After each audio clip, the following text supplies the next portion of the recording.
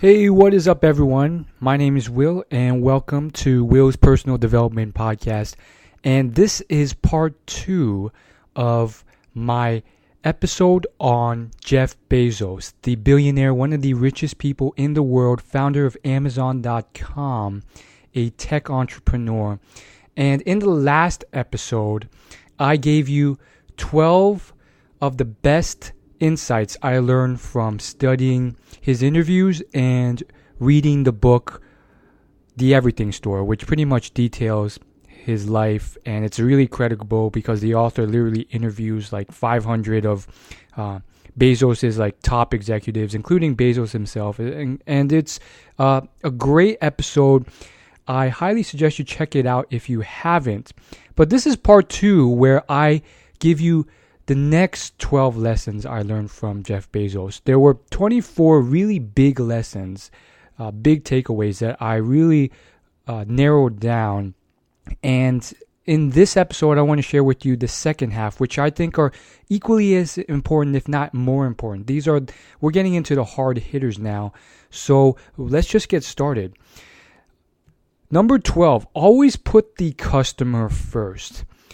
So this may seem obvious and it might seem like common sense, but really this is something that I think the most successful, most wealthy billionaires in the world really understand and really deliver on. And you might think that you're really good at this already, or you might think, oh, our customers are taken care of. We do put them first. But I guarantee you that usually when this occurs, they're not as served as they can be. And if you were to anonymously survey them, they wouldn't be that excited. And Sam Walton and Jeff Bezos are two people who really do this well. They spend all their time thinking, how can I make my customers more happy? How can I delight them more? And they did everything to do this. For Jeff, he kept lowering and lowering and lowering the prices for his services to the point where investors, his employees, his executives, his coworkers were telling him not to do it, but he refused to listen. And he did this for years and years when Amazon was clearly not turning a profit. And all the investors and shareholders were telling him, especially like the media, CNBC, people like that, they were telling him, this is completely stupid. You're losing money. How can you do this?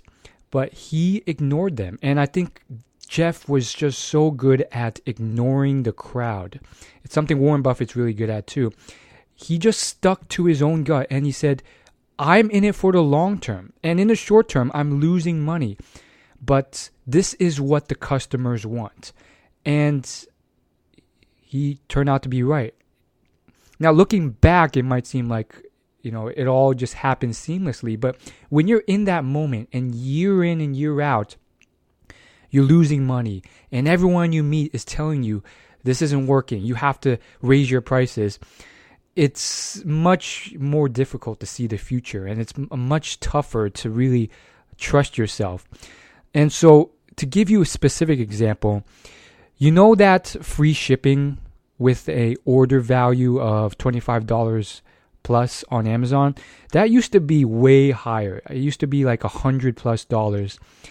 He kept lowering that. In fact, his whole idea of free shipping was something new to begin with. Now every website does it, but Amazon was one of the first websites to start this, and he just kept lowering that. And he was like, how can we get it to 75? How can we do free shipping with an order value of 50 plus? And he knew that customers wanted higher quality products for lower prices. And he ended up doing it in a way that kept the company from going bankrupt, and at the same time developing great customer loyalty and brand reputation. And now everyone goes to Amazon. It's so well known.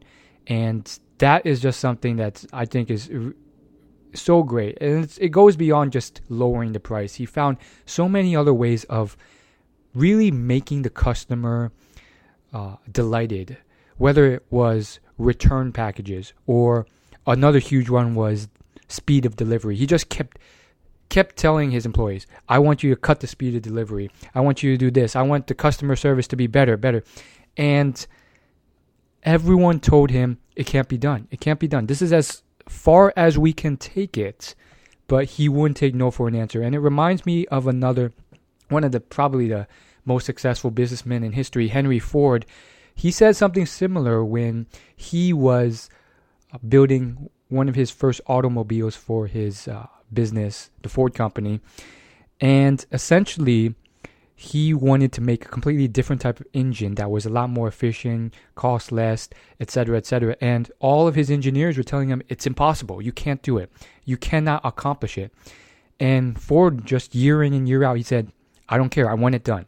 It wasn't even, please, can you try and do this? It was, I want it done. It was confident. It was, this is what I want. And after a few years, that's exactly what they ended up achieving. Anyhow, let's move on to number 13. Don't be pressured by investors or stock prices. Be in it for the long term. So this is something I already kind of hinted at in the last point, but Warren Buffett and Jeff Bezos, I think they're really good at this. Warren, a little bit better than Jeff, but still, both of them are they're just so good at doing this. And the turning point for Jeff Bezos was when he met James Sinegal. And James is the founder of Costco. And I believe Costco is one of the most underrated, overlooked business successes in history. A lot of people look to the tech industry because it's glamorous. But in terms of how much money Costco has generated and how much they've been able to dominate the industry, as well as still provide great value for their customers without ripping them off. I mean, Costco is just so good. And it's so overlooked. And essentially, Jeff met James. And they had this huge talk. And it really changed how Jeff thought about business. And one of the big things that Mr. Sinegal taught Jeff was to be in it for the long term. This man wanted to work until he died. He didn't believe in the exit strategy because he believed in finding a business that he loved, a career that he was so passionate about. And nowadays, you hear it all the time in the news, like year in and year out. Every tech entrepreneur, they're looking for an exit strategy. They're only trying to start a business to sell it in a couple years so that they can live off the money, the millions that they earn. And I've always kind of like recoiled in disgust, generally speaking, when I hear stuff like that. And yet it's so common, and it's the general premise. And I'm one of those people in the minority, and I think it's simply because I started my knowledge consuming by beginning with these billionaires who they didn't believe in exit strategies because they weren't in it to make a quick buck. They really cared about fulfillment, a job that they really enjoyed, and it wasn't about screwing over the business or their customers for an exit strategy. So let's move on to 14. Embrace low margins. So this one's very interesting, and I cannot say that it applies to every industry, but as far as large-scale, global or national industries that deal with high volume and millions of customers, tens of millions, it seems to be a very common thing. Jeff believes, and this is really profound, and I want to emphasize that so you listen up. Jeff believes that margins are simply an opportunity for the competition to come in and take your market share. Put in another way, Jeff believes that margins are his opportunity to beat the competition. He doesn't believe in high margins. Now, here's where it gets contradictory. Again, a lot of businesses and industries have different opinions on this, and it does make sense. Ironically, I read a book called Delivering Happiness, which is by Tony Hsieh, who sold his company to Amazon for $1 billion. And in his book, he's mentioned numerous times that he really likes high margin businesses. And the reason is because most of his experience with businesses were from childhood to startup to industries where there wasn't much competition because no one really thought to go into that company or industry. And for him, he kind of learned the hard way. He started with a lot of low margin businesses, and it was just really tough. He had to sell so many products, and he would make like $1 each. And he learned this so many times in college. He went to Harvard, Tony Hsieh, and he sold all sorts of stuff. Pizza, he sold burgers from McDonald's, he resold them. He would buy them frozen and then resell them. And he would do all this volume and barely like make ends meet because his margins were so low. And then he got into higher margin businesses and his mind was just blown away because he only had to sell. It took the same effort, and yet he made so much more per product. Now, I don't have an answer for this. My current theory is that it depends on the industry. Like if you can find an industry that has very little competition and you know for a while that competitors will not come in or notice this industry, then maybe high margin is for you. But I just find what Jeff says very interesting because he full-heartedly does not believe in high margin because he knows that in his industry, if he has any of that, competitors can easily come in, copy what he does, and then lower the cost, lower the price, and destroy his margin. And of course, this isn't new news. Cutthroat businesses have been around since the beginning of time, whether in China, whether in the US, where people just want to make you bankrupt. So they will lower the price until you go bankrupt, even if they're not making money themselves. So I just think that it's very interesting seeing these different perspectives, and it does make a lot of sense. My theory based off these different contradictory advice is that it depends on industry, and that it also depends on really where your competitors are and getting a realistic perspective of where they are, will they come in, how much more competitors will come in the coming years, and how will that affect your business. 15, copying what's working legally and shamelessly. So this was also something he learned from James Sinegal, and this is something that he probably learned from Sam Walton as well. Jeff Bezos learned to copy other people shamelessly, as long as it's legal. And this is just something very interesting, and this is something that I think it hits on a lot of people's moral value system.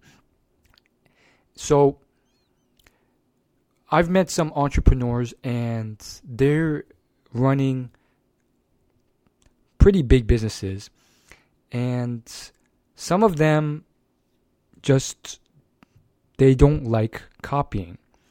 And when I say big, I don't mean like $1 billion. I mean they've got a lot of money and funding, millions, but for whatever reason, they're still starting out. They're not in the $1 billion level at all.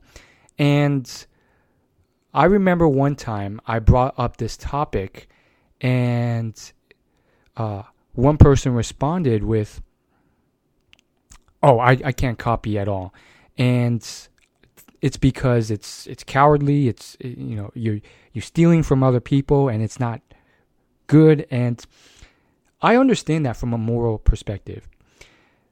However, I do think that you can still do it morally, and there are certain situations where if you do not, someone else will copy and someone else will get ahead. And when you think about business, I think it's something where it's not really, there's no real problem with copying if it's legal, and if you fully express that you copy them. And you might be like, well, that's crazy, isn't that wrong? it is when it's illegal. And there's certain industries where they've made that a point. One of them being writing books, another being writing music. But when you're talking something like, oh, that person widened his aisle length for a supermarket and now he's getting double the customers. If you don't copy that, you will fall straight behind. And literally in a situation like that, there's nothing illegal about copying that. That's literally like, it's legal. Let's say you're running in a race. It's a marathon. Let's say it's a 5K marathon. And you're running and you have your own running style and you have your own running gear. And you see someone who's just speeding ahead of you because he has this, special way of running. It's not illegal to copy them. Nor is it illegal to, nor will it be like, they won't be offended if you do. So let's get back to Jeff Bezos. So he met the founder of Costco, and the founder of Costco pretty much said unabashedly, I have no shame at all with copying another business. And from there, Jeff Bezos was like, this is very interesting. And he started doing the same thing. And I think this is definitely a field that you should really consider. Now, let's say you're in the music space, or you're in the blogging space, or you're in the book writing space. Copying word for word, that's probably not going to work. But if you are in a space where you can copy legally, and it's something that's pretty standard, then if you do not, you will fall pretty far behind, because there will be other competitor businesses that will copy you. And there's this great story from this show called Shark Tank. And it's a very popular show. It's a TV show. And basically, if you've never heard of it, they have these investors. Many of them are millionaires. Occasionally, you'll have a billionaire on the show. And essentially, they just sit there and startup entrepreneurs pitch them ideas. Some of them already have businesses with cash flow. And they kind of pick apart the businesses and decide which ones to invest in. Anyhow, there's this one person who invented like this belt, this new type of belt on the show. And he actually went on the show. But then a year later, he posted on Reddit, and the thread went viral. He posted on reddit.com about how his cousin completely stole his idea behind his back and copied his whole business model and literally copied the exact same belt design.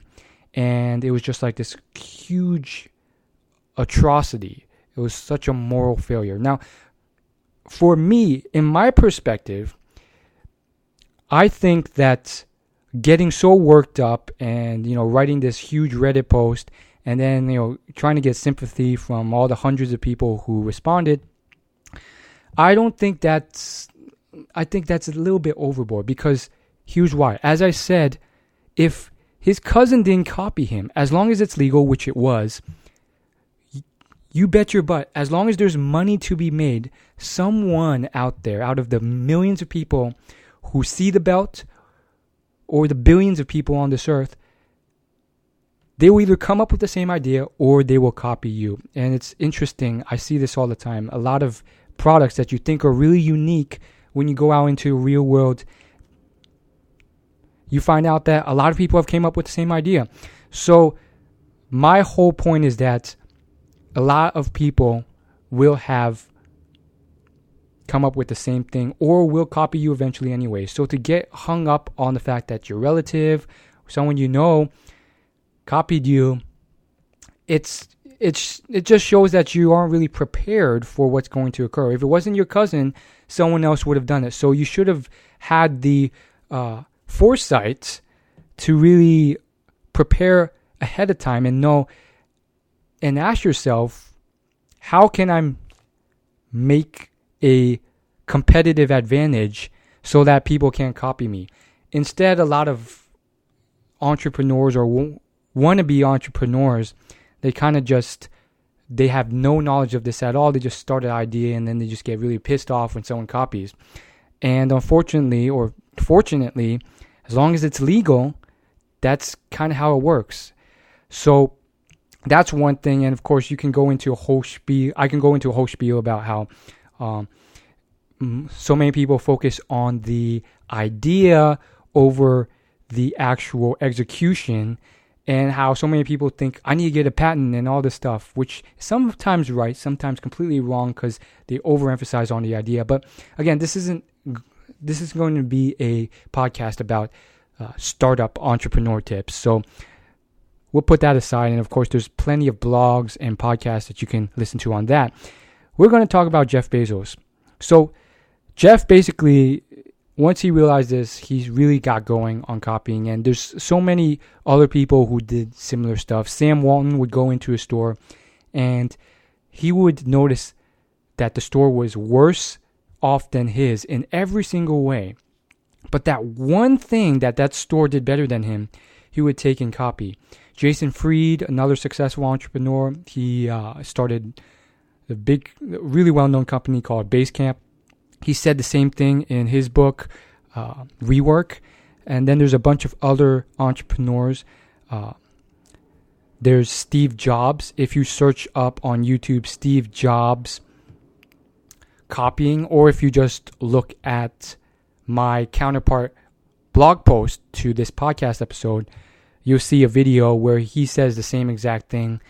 And so I do think copying is really important. Copying alone will not get you to number one, because you'll constantly be a reflection or duplicate, or you'll always be lagging behind someone else. So you also have to innovate too. But it is an important part. If you just turn a blind eye completely, you can fall behind. 16, you don't have to be perfect. Now, this one has to be emphasized because it can be misinterpreted. So, what do I mean by this? If you look at Jeff Bezos or Warren Buffett or Mozart, some of the top 1% of the 1%, you kind of sometimes get intimidated, or sometimes you think about them and you're like, I can never get there. Or maybe you do think you can get there, but it's tough. And you just think, oh my goodness, they must have had to do everything perfect. They were probably geniuses as kids, and everything they started worked out. This wasn't the case. As I read the book, The Everything Store, it detailed a bit of his life story. And you kind of learn that, yes, not only did he make a lot of mistakes, he also failed a lot. And his failures pushed him and taught him lessons to succeed. But he wasn't perfect. Jeff Bezos, as he is now, was not the Jeff Bezos he was 4 years ago or 8 years ago. He had ideas and theories about business that turned out to be false, and he readjusted. And, when he was growing up, he was really into space and science fiction. He was an electrical engineer, and that's what he studied in school. And sometimes you just start thinking, because I don't know why, maybe you look at Bill Gates and you just see that from a very early age he already decided what he was going to do, or Mozart, and he already decided he wanted to be a musician, and they got started from an early age, and it was just success after success, or at least that's what it seemed from the outside. But I think Jeff is a good example that it takes time to really feel out the world and find out what you want to do and get there. Of course, he wanted to be an engineer. He ended up getting a full-time job. He worked with a stock market company. Then he had a family. And it was only then when he decided to take the plunge, leave his full-time job, and start Amazon. So that's really interesting. Number 17, have great role models. So Jeff's childhood friend said, if you want to know why Jeff is successful, just look at his mother. And that quote was just very profound to me because it wasn't complicated. It was very simple. And that's all his childhood friend said. It wasn't look at his mother and this and this and this. It was simply just look at his mother. And I just find that very interesting. It really intrigued me because, to explain his success so concisely, I really got interested in who his mother was. Why was she such a great role model? What did she teach Jeff? Perhaps I can teach this in my own kids one day, or perhaps I can learn something from this. Maybe I can find mentors or people like this.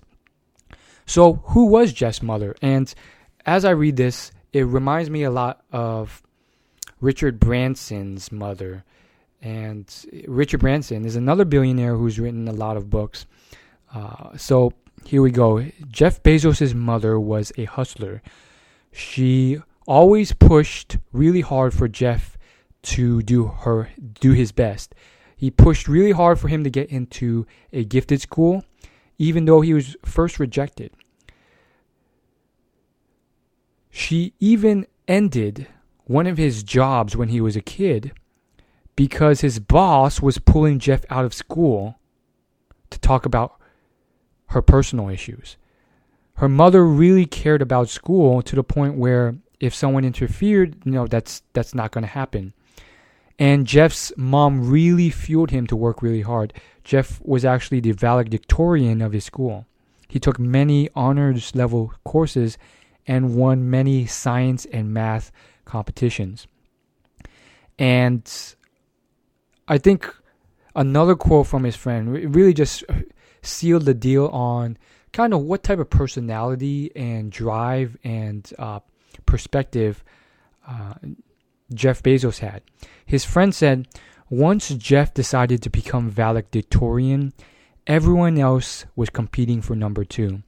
And it reminds me of a quote that's said a lot by successful people or just ambitious people. And it's so common. You've probably heard it before, but it goes,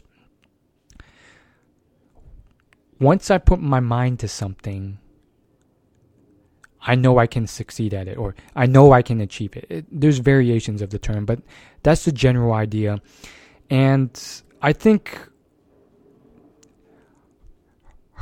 his mother really taught Jeff how to really work hard and push and set your mind towards something and believe you can achieve it and do everything you can to work hard to achieve that. And Jeff's mother also made sure to set up the right resources and push away any negative influences that might pull Jeff from reaching his potential, which is arguably what a lot of parents do anyways. But I think perhaps we can do it a little bit better after learning a little bit about Jeff Bezos. And if you're wondering about his father abandoned him when he was very young. He was an absentee father, and his biological father didn't even know that Jeff existed for a while.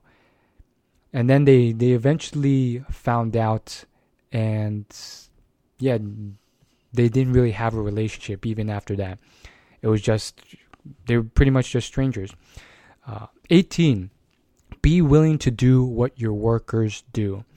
Jeff was more than willing to step in and do the handiwork of the people in the fulfillment industry or the manufacturing department, whatever had to be done. And of course, he wouldn't do this when he had more important duties at hand. But there were times when Amazon was just fully going really hard, and there's orders coming in, and they were understaffed for employees, and someone had to step in because they just didn't have enough personnel to keep up with the demand and the shipping. And when I read that line where Jeff, who is, CEO, founder of this huge company already, and he just stepped in on the front lines and started packaging and shipping, because at that moment as a CEO, it was that manual labor just so happened to be the most important task. I really was shocked, because I think it correlated a lot with what leaders do. Napoleon Hill, he said that to be a successful leader, you have to be willing to do everything any of your followers will do at a moment's notice, because otherwise they will grow resentment towards you and you won't be a leader for long. And I think Jeff inherently, naturally understands this, and I think that's a great quote for you. I think it's a great tip as well, and I would say it's partially changed my behavior. Whenever I'm telling anyone to do something, I make sure, if the situation calls for it, that I get on in the front lines, and I do that too. Even if it's manual labor or it's tedious or it's just something that I don't want to do, I'll do it anyways. If the situation calls for it, or just to demonstrate that I can do this as well, and I won't whine about it. And I think it will really help people listen to you. 19, move on from tests that fail. So Jeff's biggest goal from very early on was to become a store that sold everything online. And by everything, he meant everything. He wanted an online store that could literally sell and ship anything you could possibly buy. However, as you can imagine, there's so many different categories for that. He ended up wasting a lot of money and a lot of time on many products and services and goods in verticals and industries that just didn't work online. One of them was jewelry. And of course, you can imagine jewelry gets pretty expensive. And what I find interesting about some of these was that I don't think I could have predicted what they were ahead of time. Like if you would have asked me, I would have maybe thought that jewelry would have done well online because it's slim, it's sleek, and it all kind of just looks the same to most guys. People just want expensive jewelry. But apparently it didn't. It was a huge headache in a lot of different ways. People wanted to touch the jewelry, and there was a lot of legal issues that he had to deal with. And then the whole industry was fractured. He had to negotiate with all these manufacturers. And then he tried to go over the top by designing special jewelry boxes. And then he had to compete with the other big jewelry players in the field who were kind of didn't want him to take over the industry and run them out of business. And he was it was an uphill battle all the way, because on top of all this, even if he custom designed these jewelry boxes, the Amazon jewelry brand, it just kind of seemed like a commodity brand next to these well-known brands like Tiffany's. So long story short, it failed. And he put in a lot of time into it. He even built custom free programs on his website to design your own diamond or ring. And there's a lot of other industries just like that. But I think what's interesting and important to take from this is that Jeff was quick to pivot, and he didn't just cling on to jewelry and just keep plowing in money into that. He put in enough time and effort to really make sure that it wouldn't work out, and then he moved on. When he saw the losing proposition as it was, he recognized it, and he moved on. And of course, it can be more of an art than a science to really figure that out.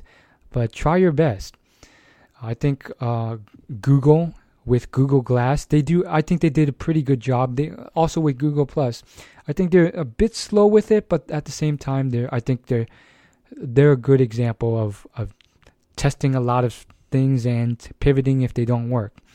Nowadays, they're getting pretty big, so maybe they're not as quick as they should be, but I don't know. Number 20, eliminate bottlenecks. So what does this mean? Now, first off, just as a quick refresher, a bottleneck is basically a situation where, you know how a bottle has like a neck? Like it's a place where you drink from the bottle. Let's say you're drinking soda or you're drinking alcohol, beer, whatever. There's a bottle, and usually that bottle narrows so that all the liquid doesn't pour out at once because you can't consume it that fast. So it's basically something that like narrows the amount of volume that can come in.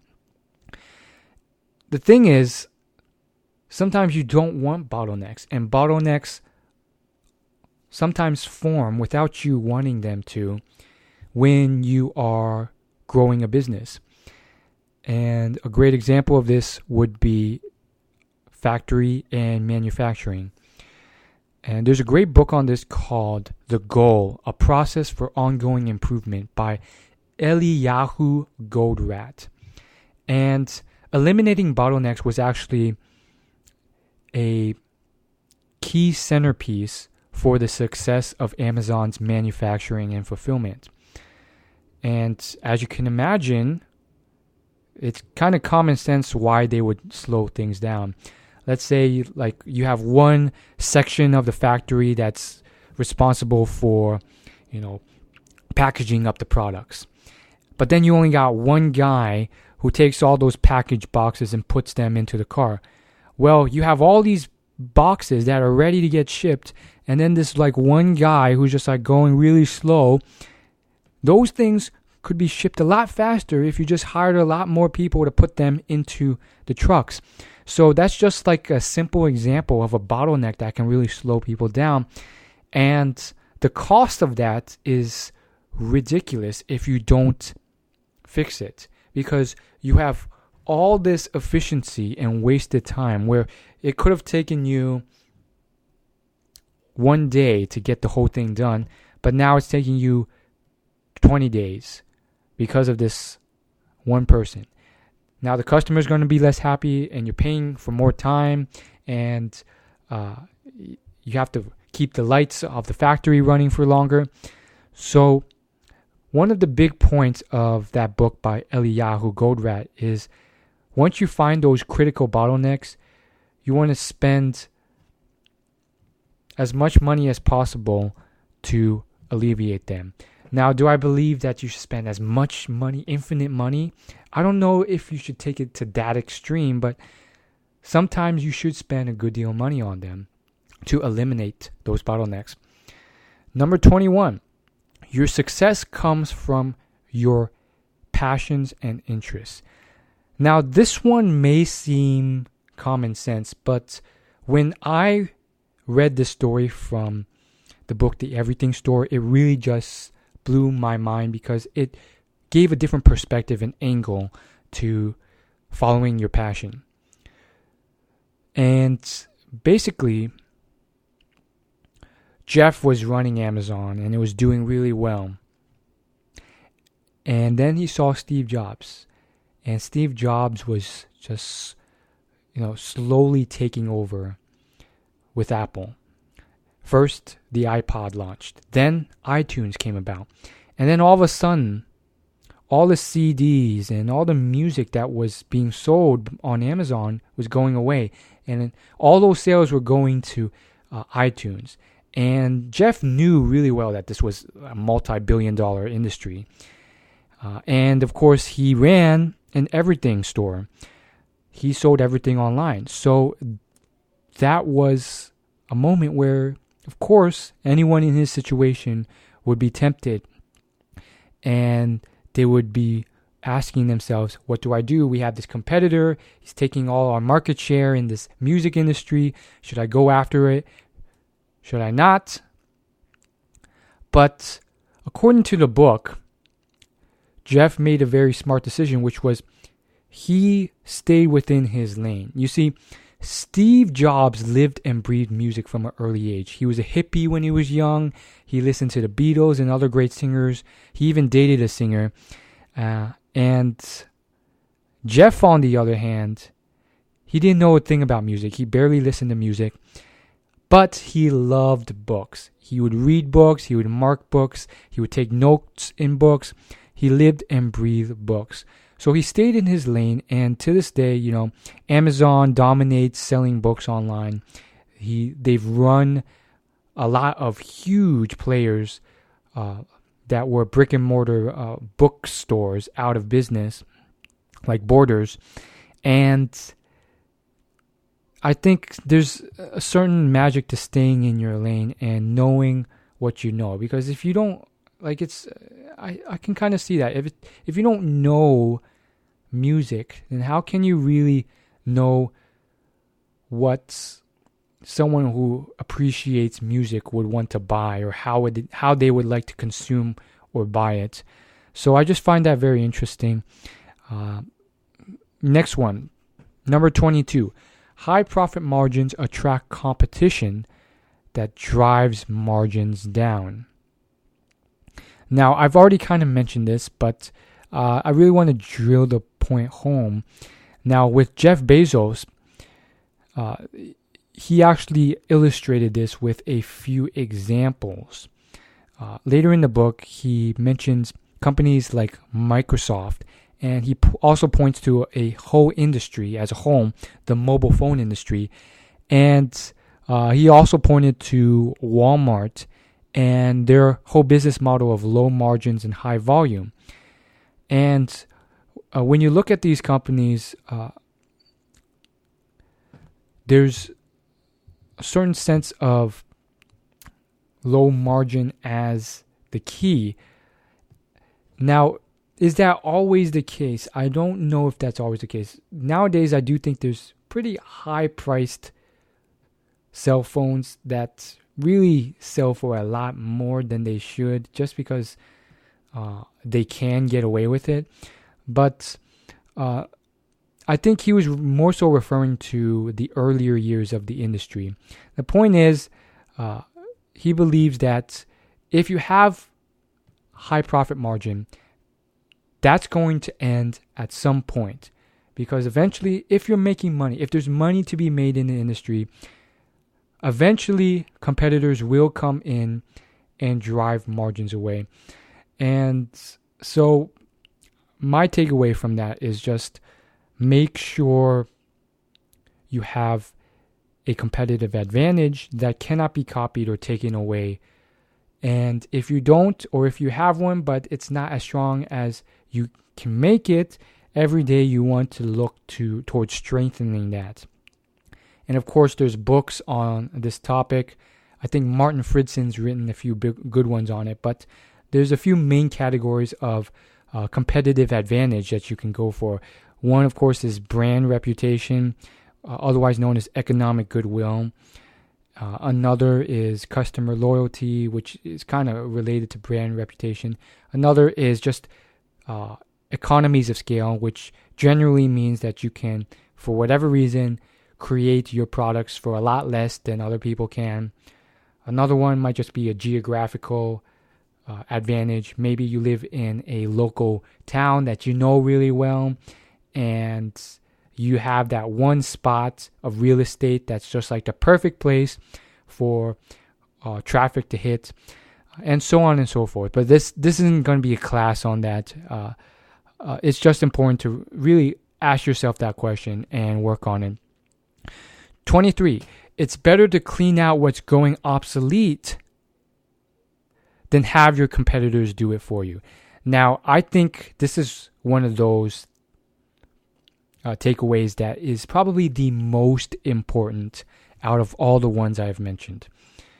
And there's a specific quote in the book. It goes, "It's better to cannibalize yourself than let your competitors do it." And this is, I think, just such a crucial, important point for business, because Jeff realized that certain businesses were going extinct. Certain industries and certain products that he was selling were going extinct. But he did what 99% of other CEOs or entrepreneurs wouldn't do. Rather than cling on to that product or service or industry, he just realized, this is going out of business. I'm not going to waste more time and money blowing this in, trying to make this work. I have to clean this out. And it reminds me of probably one of the most successful managers of all time, Jack Welch. He's written a few books, and he ran General Electric. And when he became like the top dog, the first thing he did was he said, every industry, and again, if you don't know much about General Electric, it's a massive company. And at the time when he came in to run the whole organization, they had like hundreds of products in hundreds of industries. The point is, he came in and he said, if I can't be number one in this industry, or if I'm not currently number one, we're going to sell the business. And it completely changed General Electric. Before, it was really struggling, and then afterwards, it became like one of the most successful companies at the time. And he really understood that. He pretty much sold the laggards that really had no chance. Like, they were declining.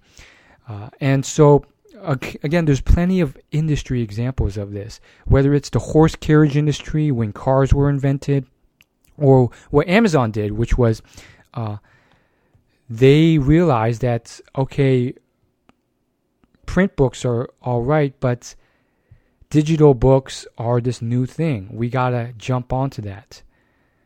They saw how fast iTunes was taking over the music industry, and they decided, let's not pour any more money into brick and mortar CD stores or selling CDs.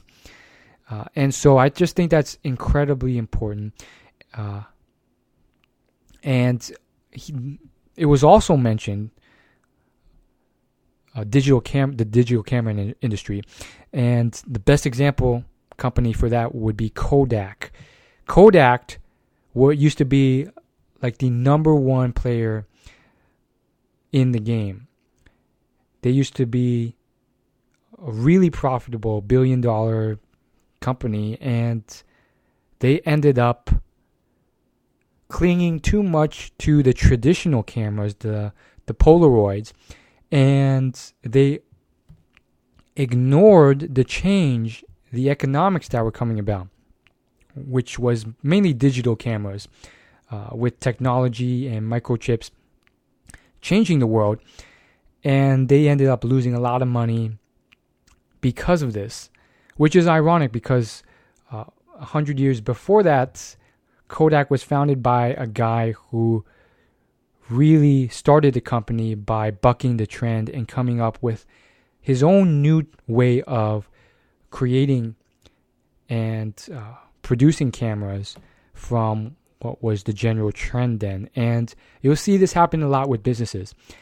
As the decades and centuries roll by, they forget that they need to embrace change, and maybe the initial values of the founder are lost after the founder dies, and they cling on to their old ways, and they don't embrace new technology or new trends or new changes, and they fall behind because of that. And I think Jeff really took this to a different level by really cutting out departments or industries that he knew were going into the negative for his own business. 24. This is the final insight I learned from Jeff Bezos. Always question the best way of doing things. A lot of us, we sort of just assume that this is the best way that we can do something. We learn from mentors, masters, role models, or maybe some average people, I would say, they don't even learn from role models or mentors. They just learn from whoever is nearby. But Jeff always questioned the way that companies did things, even juggernaut, huge companies like Walmart or Microsoft. And he went so far as to finally come to the conclusion that, sure, these companies made a lot of money, but they were still doing a lot of things wrong that they can improve on. Jeff believed that these companies were too intimidating, too corporate. They crushed the little guy. They didn't have a raving customer fan base that stuck up for them. And they had a bunch of other mistakes. So he ended up writing a memo that basically instilled his values and his company's values. And I just think this is really important for every company to do. There's this great book called Good to Great. And if you haven't read it, I highly suggest it because it does a scientific analysis of some of the most profitable companies in the world. And it compares these companies to failures in the same exact industry, selling the same good, both of which started off very, very similar to each other. And they examined why the successful person succeeded, whereas the failure failed. And then they cross-referenced this across different industries, and they only kept the patterns that remained throughout all of these different companies. And they came up with a few really important principles. And one of those principles was that successful companies defined a list of core values and purposes early on, and oftentimes they were beyond just, I want to make more money. Whereas the failure companies never did this. They just kind of ran their business. So let me just read you Jeff's core values. 1. Rudeness is not cool. 2. Defeating tiny guys is not cool. 3. Close following is not cool. 4. Young is cool. 5. Risk-taking is cool. 6. Winning is cool. 7. Polite is cool. 8. Defeating bigger, unsympathetic guys is cool. 9. Inventing is cool. 10. Explorers are cool. 11. Conquerors are not cool. 12. Obsessing over competitors is not cool. 13. Empowering others is cool. 14. Capturing all the value only for the company is not cool. 15. Leadership is cool. 16. Conviction is cool. 17. Straightforwardness is cool. 18. Pandering to the crowd is not cool. 19. Hypocrisy is not cool. 20. Authenticity is cool. 21. Thinking big is cool. 22. The unexpected is cool. 13. Missionaries are cool. 24. Mercenaries are not cool. Jeff Bezos. So yeah, I kind of messed up the counting there, but the point is, I just find that really cool that his values also lined up with 24, which just happens to be how many takeaways I got. Again, complete coincidence. I didn't do that on purpose. But let's just check out this list because I just find it interesting, and I think you could take away a few things here. I think one thing is obsessing over competitors is not cool. I just find that interesting. So remember how I mentioned how you should copy competitors shamelessly? I do think there's like a fine line, and as I said, you shouldn't overdo it. You shouldn't over focus on that because otherwise you just remain a reactive shell and lagging reflection of another company. You have to innovate too. You have to do your own things. You have to improve. I think the best analogy from what I've observed of Sam Walton and Jeff Bezos do it, again, this is just my theory, is a sort of selective rolling ball of green jelly. And basically it rolls over everything in its path, but it only takes in the stuff that makes it better. Anything that makes it worse, it kind of rejects. So it's not about like copying everything that your competitors do. It's just really copying what's necessary and not over obsessing about them. Another huge thing I found through his values was this whole theme of not being corporate, not being a mercenary, not being someone who's this big corporate company that's defeating the little guy or crushing tiny competitors. And I think what's interesting is that really there is a certain level of freedom for a company to really decide what is cool and what's not, and really define that culture for that company. And by doing that, I think Apple is a great example. You kind of just develop your crowd and your fan base, and it's kind of your decision on what that is. And Amazon, at least based off this value statement, they're definitely not trying to be this like corporate mercenary takeover type of company that kind of like crushes any tiny competitors or startups. They're more about encouraging young companies to grow and doing that in a ethical way. So I just find that very interesting. So those are my points, and I just want to end with a quick review on the book, The Everything Store. I really thought that this book was really eye-opening. I do think that I will go through it again at some point in my lifetime if I have the time. And one thing I've just found very interesting was that when Jeff was approached to write this book, or to take part in this book, he didn't write it. He played an instrumental part in contributing his knowledge to it, but he let a reporter write this book and interview all these other highly related people to Jeff, so that the book really got the inside scoop on his life. When he was first approached to do this, he said it's too early, but he still did it. And the point is, I just found that very true. I think I've learned a lot from this book. I think there's a lot you can take away. And although he's still fairly young, and by fairly young, I would say, I don't know his exact age, but I'm guessing like mid-40s, mid-50s, is that I believe that you can learn a lot from this guy. He's a billionaire. He's one of the richest people in the world. He's built a widely recognized and respected company. But at the same time, I still think that this is just the beginning / middle of his journey. I think there's so much more of his life to live, and there's so much more to do, which I think is really hopeful and exciting for the rest of us.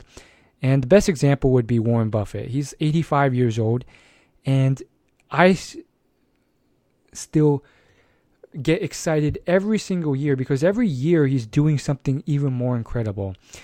And he's still working, and he's still doing a great job at his job. So, I mean, I would say Jeff has at least another 30 to 40 working years in his life if he eats healthy and exercises and so forth.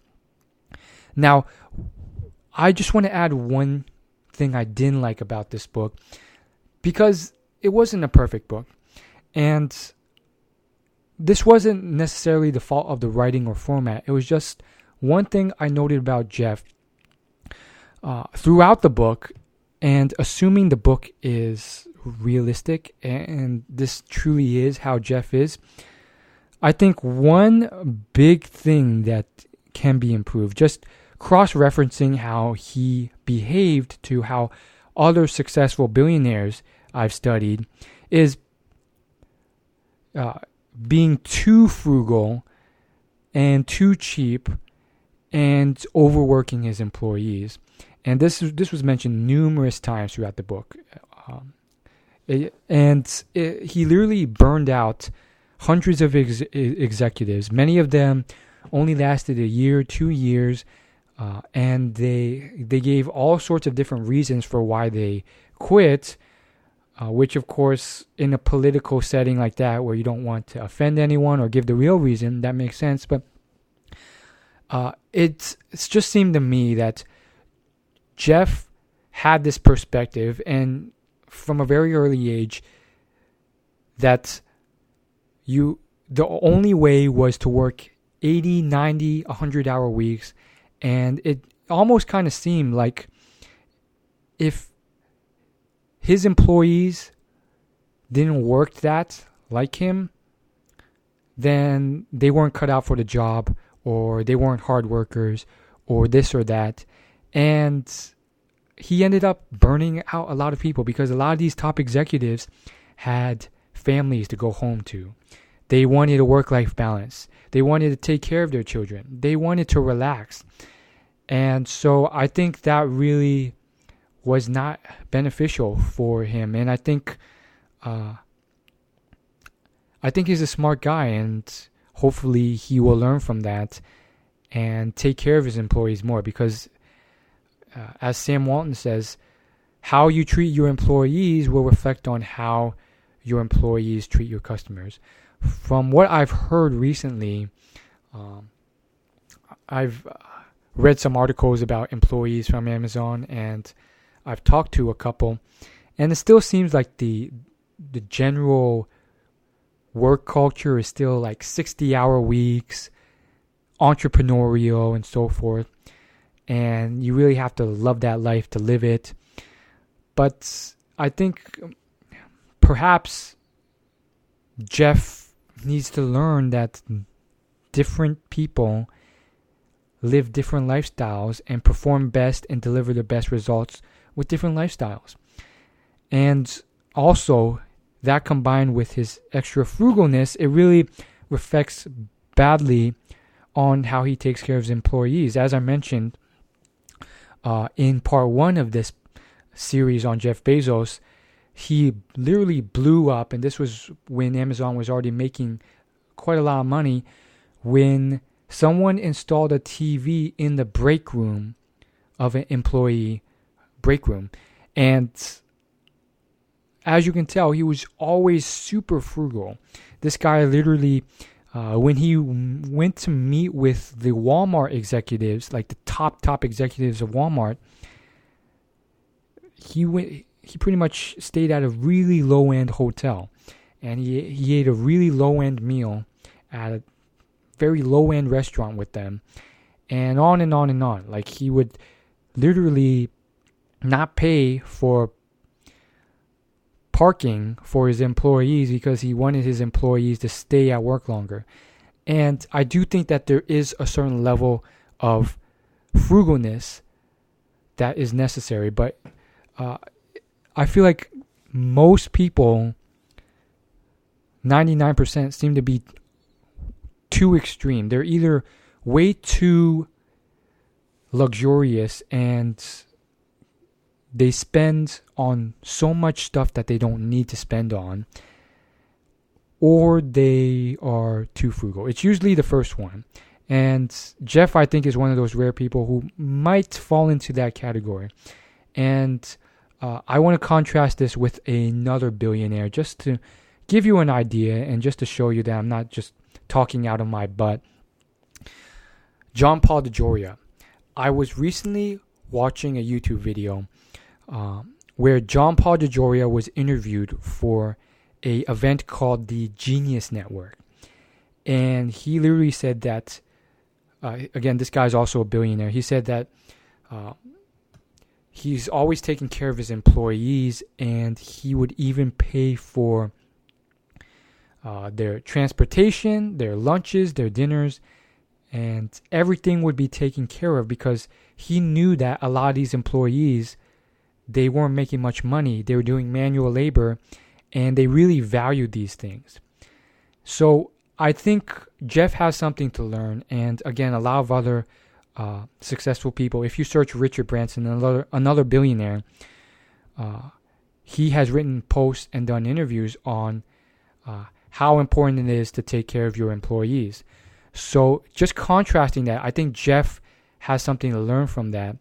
And I just think he's maybe too extreme on the frugal end. I do think being frugal and spending your money efficiently is important. And most entrepreneurs don't do that. They spend excessively on stupid stuff that they shouldn't, like a $1,000 luxury massage chair when they're just getting their business running. That sort of stuff doesn't fly. But yeah, I think he needs to work on those two things.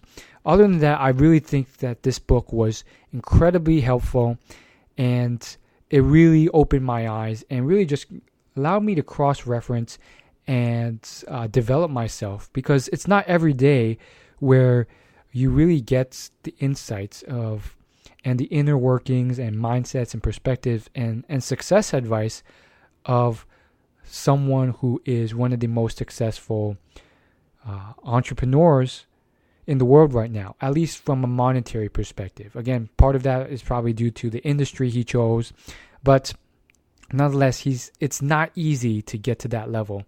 So I just think it's a very interesting journey, and I just want to conclude this segment by telling you that this is just the beginning. There's so many other billionaires out there, many of which who have written books on how they did it, and all of them have different flavors, and some of them have different patterns and principles, from Oprah, who's radically different from Richard Branson, and so on and so forth. So I would love to share those stories with you, those insights. You're getting advice straight from the top, and I highly encourage you to hit the subscribe button if you haven't, so that you're subscribed to this podcast so you don't forget about this, or it gets lost in the blue and you try and remember the name of the podcast and you can't, and you can never find it again. So hit that subscribe button on your phone and you will be notified when I release a new podcast episode. And on top of that, I will see you in the next episode. Oh, and if you're a really helpful person, go ahead and leave a review on iTunes for this podcast. I would really appreciate it. Again, feel free to leave your honest review. Doesn't have to be a 5-star. And of course, if you want your requests, your personal questions answered, or you just have specific topics or ideas that you want me to cover in my future podcast episodes, you're in luck, because this is a new podcast with very few listeners, and therefore your opinions and your feedback will be taken into account for sure. So go ahead and go to Will You Laugh, that's WILLYOULAUGH, just how you would expect to spell it, .com/contact. That's willyoulaugh.com/contact. And on there, you can go ahead and there's basically a form there. It's my website contact page. And go ahead and just send me a note. Tell me what you would like to hear next in this podcast. But I have some really exciting stuff coming up. There's some really interesting people that I really want to share information from. We're talking Oprah Winfrey. We're talking the founder of Chick-fil-A, S. Truett Cathy. We're talking probably one of the most successful billionaire founders in the history of the world, who has built one of the most recognized enduring brands in history, Phil Knight of Nike. He wrote a book, Shoe Dog. All these incredible stories, I really want to share them with you. And we're not just going to be talking billionaires. We're going to be talking all sorts of other incredibly interesting stuff, from science-backed advice to really insightful advice from the best of the best in specific categories, whether it's building your confidence or overcoming your introverted nature, to all sorts of incredibly interesting things on living your life to the fullest without regrets, and so on and so forth. I can't wait to talk about them. Let me know what you're interested in. And of course, I will see you in the next episode. Thanks so much.